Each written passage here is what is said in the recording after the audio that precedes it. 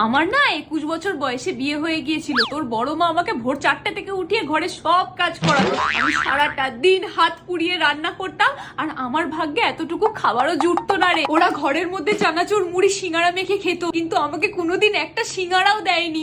আমি সবসময় মুড়ি দিয়ে জল ভিজিয়ে খেতাম। তোর বাবার যখন চাকরি চলে গেল, আমাকে আর তোর বাবাকে সংসার থেকে আলাদা করে দিল।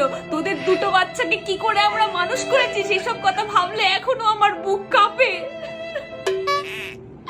ওই রে, কি করছিস সব? আরে দিদি ভাই, কেমন আছো গো? বসো বসো বসো, তোমার তো হাঁটুতে ব্যথা। একটু আগেই মান্তুকে বলছিলাম যে তুমি কি সুন্দর আমাকে ছোট্টবেলা থেকে নিজের হাতে গড়ে পিঠে নিয়েছো, সব বাড়ির কাজকর্ম শিখিয়েছো। হ্যাঁ গো, তোমার পায়ের ব্যথাটা কেমন আছে? এদিকে দাও দেখি, আমি টিপে দিচ্ছি। এই তুমি চা খাবে? কর। আর একটু বড় মুড়ি মাখাই সিঙ্গারা দিয়ে চানাচুর দিয়ে। তুমি খেতে তো কত ভালোবাসো, আমি তো জানি। এই মাত্র যা যা